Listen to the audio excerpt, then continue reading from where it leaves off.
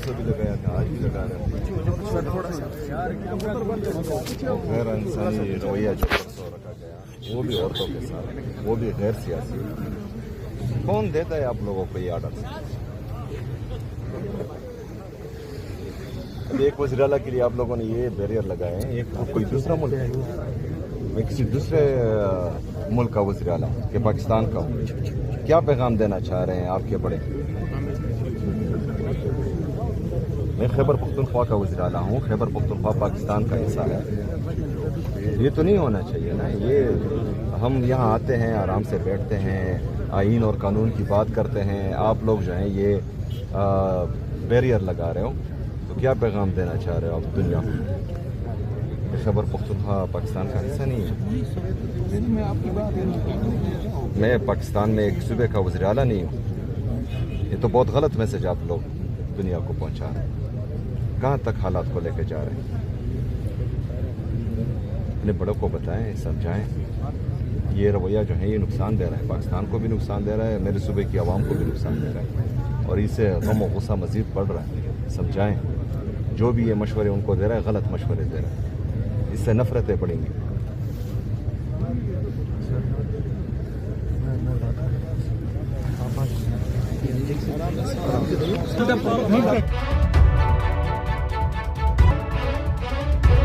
आज आप लोगों ने ये बैरियर देखा, मैंने इनसे पूछा कि मैं किसी दूसरे मुल्क का वज़ीर-ए-आला हूँ, क्या मैं पाकिस्तानी नहीं हूँ, मैं पाकिस्तानियों को रिप्रेजेंट नहीं कर रहा? आप लोगों ने ये जो बैरियर आज लगाई हुई है, तो आप लोग क्या मैसेज दे रहे हैं दुनिया को? आप जो है नफ़रतें बढ़ा रहे हैं, आप लोग नफ़रतें बढ़ा रहे हैं, आप लोग दुनिया को ये पैगाम दे रहे हैं कि खैबर पख्तूनख्वा की आवाम के साथ जो इम्तियाजी सलूक जारी था वो ऐसे ही जारी रहेगा। पहली बात। दूसरी बात, जो परसों हुआ इमरान खान साहब की बहनों के साथ, हमारे वर्कर्स के साथ, हमारे पार्लियामेंटेरियन के साथ, उसमें हमारे एक MNA शाहिद खटक साहब की टांग भी फ्रैक्चर हो चुकी है। वहाँ पर हमारे सूबाई वज़रा मीना खान भाई और बाकी दोस्त भी मौजूद थे, हमारे बाकी पार्लियामेंटेरियन भी मौजूद थे। जो बहनें हैं इमरान खान साहब की वो गैर सियासी हैं, वो सियासत में जो है ना इंटरफियर कर रही हैं, ना उन्होंने इससे पहले सियासत में कभी हिस्सा लिया है, और उन पर इन ठंडी रातों में सर्दी के इस मौसम में वाटर कैनन का इस्तेमाल ये गैर इंसानी है। और जो हमेशा से औरत कार्ड खेलते आए हैं, तो उस जाली वज़ीर-ए-आला की यहाँ पंजाब में हुकूमत है, और उसकी सरपरस्ती में औरतों के साथ ये हो रहा है जो इंतहाई अफसोसनाक है।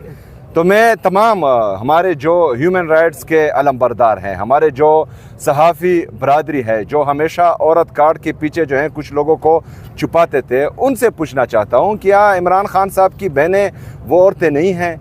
क्या इमरान खान साहब की अहलिया बुशरा बीबी, जिनको नाहक कैद किया हुआ है, जिनका सियासत से दूर दूर तक कोई लेना देना नहीं है, उनको जो है गैर इंसानी तरीके से जेल के अंदर रखा गया है? हमारे लीडर जनाब इमरान खान साहब वो नाहक कैद हैं, वो जो है उस पर पूरी दुनिया जानती है कि ये पॉलिटिकल केसेस हैं, ना उनके केसेस लगाए जा रहे हैं, उनको आइसोलेशन में रखा गया है, उनके साथ जो है गैर इंसानी सलूक जेल में किया जा रहा है। तो ये तमाम जो है ये लिखा भी जा रहा है और ये याद भी रखा जाएगा। इसके बाद जो है अगर फ़र्ज़ करें कोई, ये लोग तो करप्ट भी हैं, इन पर जो है ये सर्टिफाइड जो है चोर हैं, तो इनके केसेस भी पड़े हुए हैं। जब हमारी बारी आएगी, क्योंकि इन्होंने तो हयात इक़्तिदार में नहीं रहना, जब हमारी बारी आएगी तो फिर जो है किसी को ये मौका नहीं मिलेगा और ना ही ये जवाज़ होगा कि फ़लाना ये है और फ़लाना वो है। तो इंशाल्लाह फिर जो है इसका हिसाब किताब रखा जाएगा इंशाल्लाह ताला। शुक्रिया।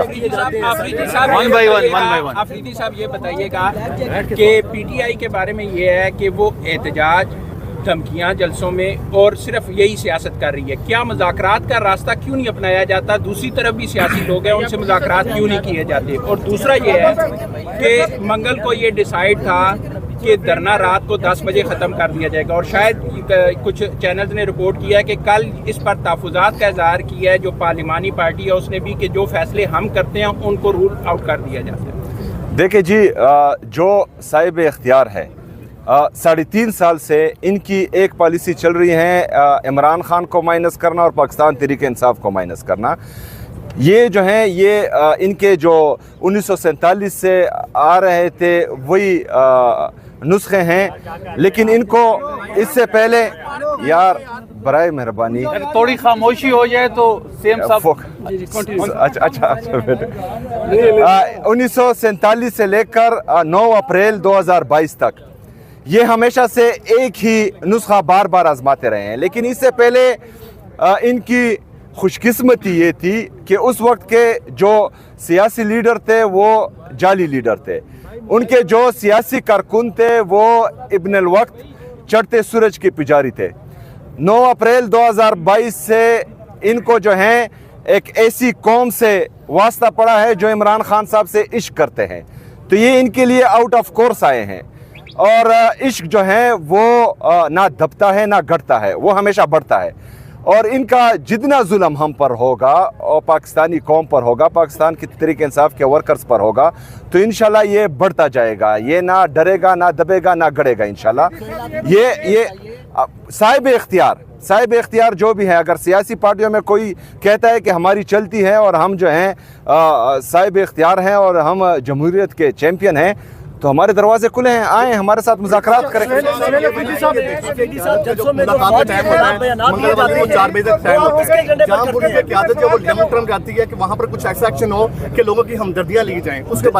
دیکھیں لوگوں کی ہمدردیاں جو ہے ہمارے لیے ضرورت ہی نہیں ہے، آلریڈی جو ہے قوم فیصلہ کر چکی ہے کہ اس نے عمران خان کے ساتھ چلنا ہے، پہلی بات۔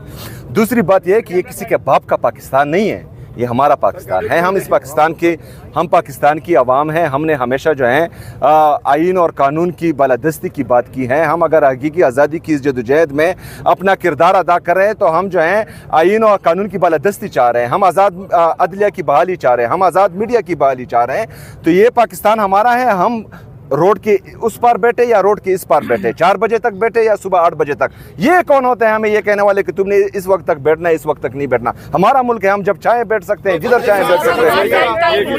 پیپلز پارٹی کے ساتھ سنا ہے پی ٹی آئی کا کچھ رابطے ہوئے ہیں، کیا اس میں کتنی صداقت ہے؟ ذرا یہ بتائیے گا کہ کیا کوئی مل کے کچھ سسٹم بننے جا رہا ہے؟ دیکھیں جو اختیار 2 دفعہ ہمارے لیڈر ہمارے قائد جناب عمران خان صاحب نے اپنے ٹویٹر کے ذریعے اور اپنے جو ہمارے لوگ ان سے ملتے ہیں ان کے ذریعے بتایا ہے کہ انہوں نے مذاکرات کا اختیار بھی تحریک تحفظ آئین پاکستان کے مشران کو دیا ہے، جس میں علامہ ناصر صاحب اور ہمارے محمود اچکزئی صاحب، اور احتجاج کا حق بھی ان کو دیا ہے۔ بحیثیت کارکن پاکستان تحریک انصاف میں نے کل ان سے میٹنگ کی ہے، اور میں نے جو ہے ان کے ہر فیصلے کو سپورٹ کرنے کی یقین دہانی کرائی ہے، اور انشاءاللہ تعالی اسی طرح ہماری تمام لیڈرشپ اور ہمارے تمام کارکن ان کے ہر فیصلے کا خیر مقدم کریں گے انشاءاللہ۔ سہیل افریدی صاحب، اگر جو عمران خان کا بیانیہ تھا بنیادی، اس کے خلاف بھی اگر یہ تحریک تحفظ پاکستان کے پلیٹ فارم سے بات کی جاتی ہے، ایک پارٹی سے بات چیت کرنے کے حوالے سے باتیں ہو رہی ہیں، اور یہ جب حکومت بنانے کے حوالے سے بات کی، ایک منٹ کون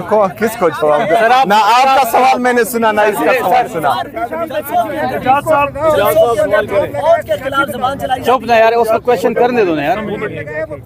کس دوسرا یہ کہ جو پشاور کے مدرسے میں اداروں کے خلاف کے حوالے سے زبان استعمال کی گئی، کیا آپ اس زبان کو انڈورس کرتے ہیں؟ دیکھیں جی، فیض حمید صاحب جو ہیں ایک ادارے کا ملازم تھا، اگر اس ادارے میں جو ہے ان کو کسی بات پر سزا دی گئی ہے تو یہ ان کا اندرونی معاملہ ہے، اور جب سیاسی معاملے پر بات ہوگی تو پھر انشاءاللہ ہم بھرپور جواب دیں گے۔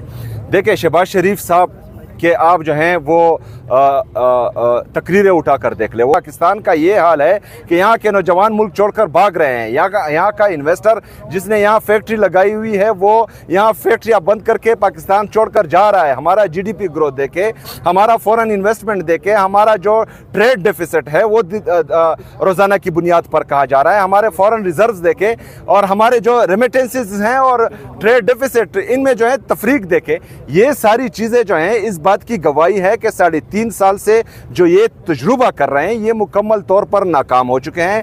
پاکستان تباہی کی طرف جا رہا ہے، اور میں یہ حالات بھی دیکھ رہا ہوں کہ جو آج کی پوزیشن ہے ہماری اکانومی کی، اگر انہوں نے ہوش کے ناخن نہ لیے تو میرے خیال میں ان کو جو ہے پھر قرض کی ادائیگی کے لیے بھی رقم جو ہے ان کے پاس نہیں ہوگی، کیونکہ اگر ایک بندہ یا کوئی ملک اپنے 5,300 ارب روپے کی کرپشن پر چپ ہوتا ہے، اس پر سوال نہیں کرتا، اس کی جو ہے جانچ پڑتال نہیں کرتا، تو میرے خیال میں پاکستان کو یہ تباہی کی طرف لے کے جا رہے ہیں. آپ کہتے ہیں کہ پانی کی بہنیں غیر سیاسی سیاست میں حصہ نہیں لیتی، تو پھر ان کی ملاقات کو سیاسی بنانے کی اجازت کون دیتے ہیں؟ دیکھیں وہ سیاسی نہیں ہوتی، وہ جو عمران خان صاحب اندر بات کرتے ہیں وہ باہر لا کر قوم کے سامنے رکھتی ہیں. اور میرے خیال میں یہاں پر جو ہے آئین ہمیں یہ اجازت دیتا ہے کہ یہاں پر فریڈم آف سپیچ ہے، تو اس پر قدغن لگانا آئین کی خلاف ورزی ہے. تو جو یہ قدغن لگا رہے آپ ان سے سوال کریں کہ آپ آئین کی خلاف ورزی کر رہے ہیں. آخری سوال یہ مریم نواز کی جانب سے بڑے ترقیاتی کام پنجاب میں کیا انتظام سے کہا گیا ہے کہ جو وزیر اعلیٰ کے پی کے زیادہ تر ٹائم اڈیالہ میں اسپینڈ کرتے ہیں،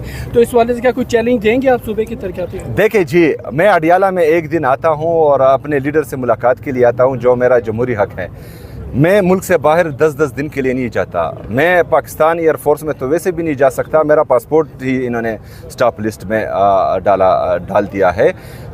ان کو چاہیے کہ یہ اپنی گورننس پر توجہ دے، کیونکہ جتنی بھی رپورٹس آ رہی ہیں چاہے وہ نیشنل ہو یا انٹرنیشنل ہو، اس میں یہ کرپشن پر بھی ٹاپ پہ ہے یا گورننس میں جو ہیں ان کا انتہائی لو لیول ہے. تو یہ اپنے گورننس پر توجہ دیں. میں جانوں، میرا صوبہ جانے، میری عوام جانے.